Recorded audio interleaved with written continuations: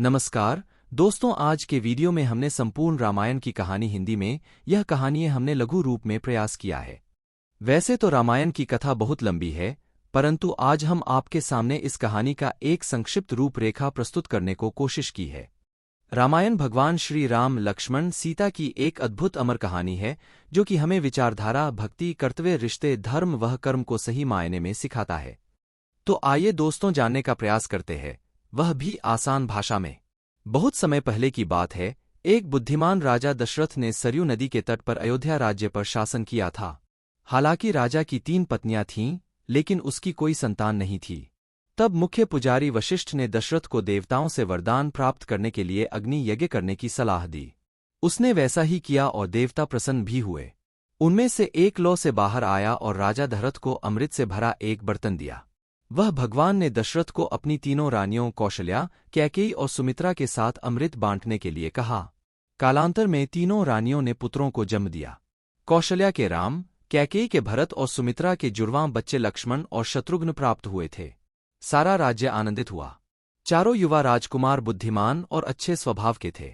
वे एक दूसरे से प्यार करते थे, लेकिन राम और लक्ष्मण के बीच एक विशेष बंधन था। राम को उनकी शक्ति, साहस और गुणों के लिए जाना जाता है, और जो उन्हें जानते हैं वे सभी उनसे प्रेम करते हैं। एक दिन ऋषि विश्वामित्र दशरथ के पास आए और उनसे कहा कि वे राक्षसों के अंत के लिए भगवान राम को अपने साथ वन में भेज दें, क्योंकि राक्षस ऋषियों के अग्नि यज्ञों को लगातार बाधित कर रहा थे। दशरथ ने राम व लक्ष्मण दोनों को विश्वामित्र के साथ भेजा और राम और लक्ष्मण ने भयानक राक्षसों का अंत किया।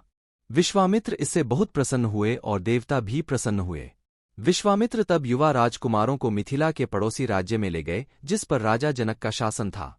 मिथिला में राजा ने एक स्वयंवर रखा था, जो कि माता सीता के लिए एक योग्य पति के लिए आयोजित था। इसमें भगवान शिव के धनुष को उठाकर धनुष के तार को खींच सकने वाले के साथ माता सीता के विवाह की शर्त रखी गई थी। राम भगवान शिव द्वारा दिए गए एक महान धनुष को एक हाथ से ही उठा लिया। वह धनुष के तार को खींचने की कोशिश तो शिव धनुष 2 टुकड़ों में टूट गया, जो पहले कई लोगों ने कोशिश की, लेकिन वह उस शिव धनुष को हिलाने में भी असफल रहे। इससे शर्त अनुसार राजा जनक की पुत्री सीता का विवाह राम के साथ हुआ। राम ने सीता से विवाह किया और वे कई वर्षों तक खुशी खुशी रहे। दशरथ ने फैसला किया कि राम के राजा बनने का समय आ गया है। हर कोई प्रसन्न था, क्योंकि राम एक साहसी, बुद्धिमान, आज्ञाकारी वह दयालु राजकुमार थे।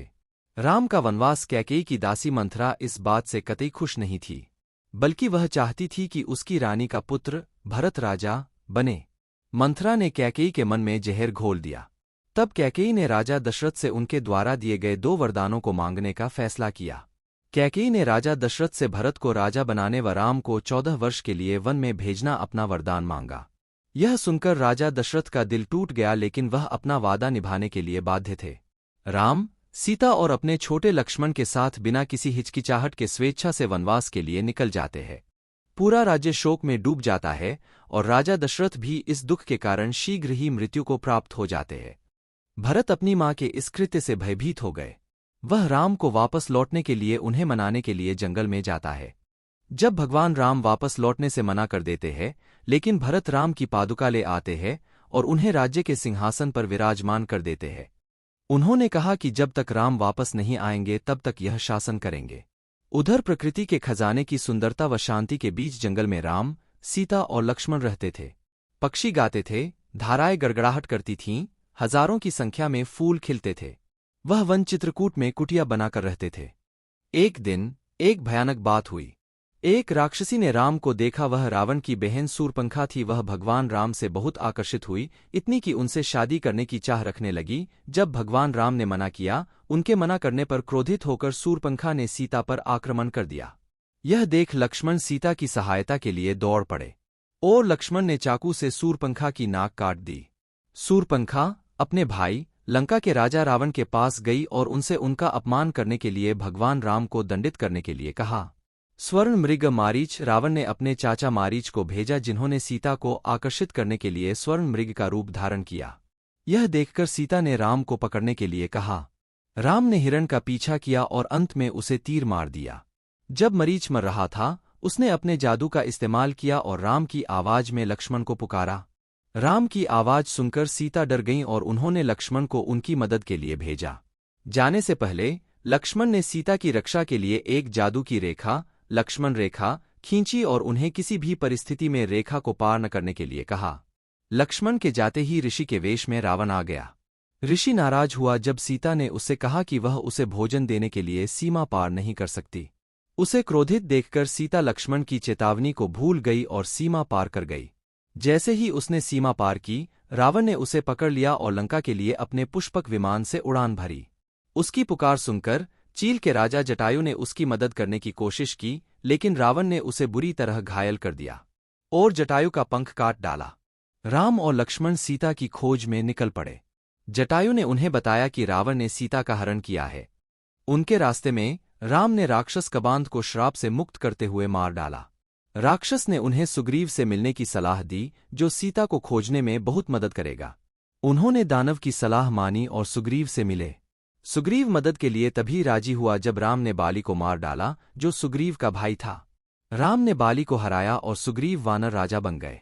अपना वादा निभाते हुए सुग्रीव ने अपने प्रमुख हनुमान और उनकी पूरी सेना से राम की मदद करने के लिए कहा। राम ने सीता की खोज में हनुमान जी को भेजा। हनुमान जी की समुद्री यात्रा में सबसे पहले मेनका पर्वत आया, जिन्होंने हनुमान जी को आराम करने के लिए कहा, लेकिन वह यह कहकर आगे बढ़ गए कि जब तक मैं भगवान श्री राम का कार्य पूर्ण नहीं कर लेता तब तक आराम नहीं कर सकता। इसके बाद देवताओं ने हनुमान जी की परीक्षा लेने के लिए सांपों के देवी सुरसा को भेजा। उन्होंने हनुमान जी को खाने की कोशिश, लेकिन वह यह कर नहीं पाई और हनुमान जी सुरसा के मुंह से वापस लौट आए और आगे बढ़ गए। बाद में हनुमान जी का सामना एक राक्षसी से हुआ, जो कि समुद्र में किसी भी प्राणी की छाया को पकड़कर खा जाती थी।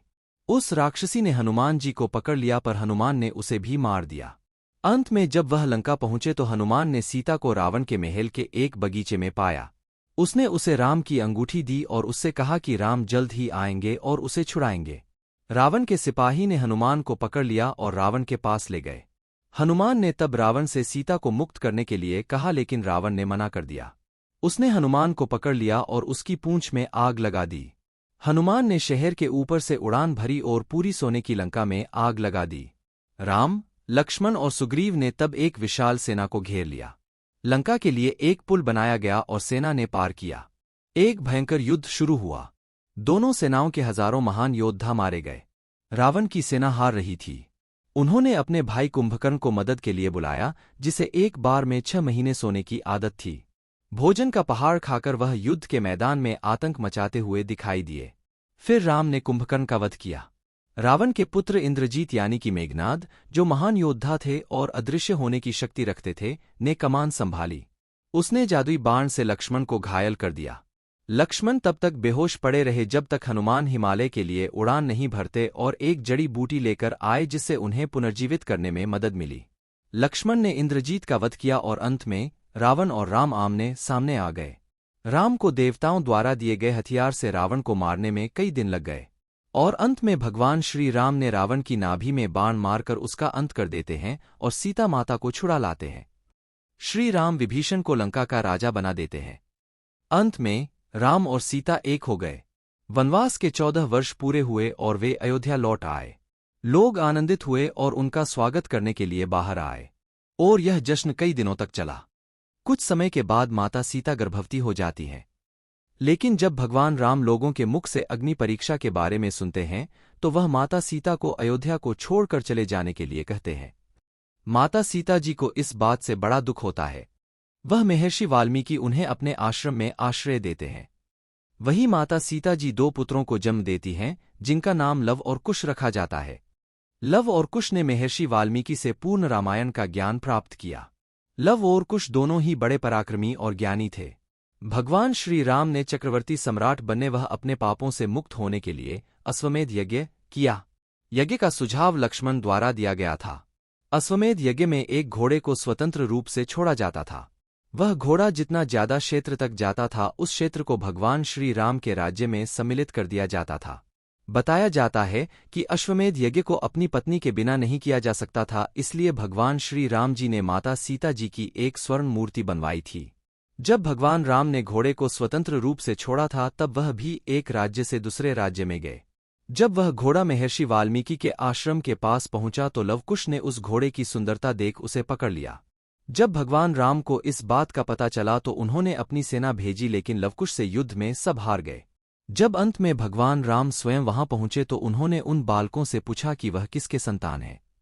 तब लवकुश ने बताया कि वह माता सीता के पुत्र हैं। जब राम ने यह सुना और उन्हें बताया गया कि वह उनके पिता हैं, तो यह सुनकर लवकुश बहुत ही खुश हुए और राम से गले मिले। उसके बाद वे सब माता सीता जी के आश्रम में गए। उसके बाद भगवान श्री राम जी, माता सीता जी और लव और कुश को लेकर अयोध्या लौट आए।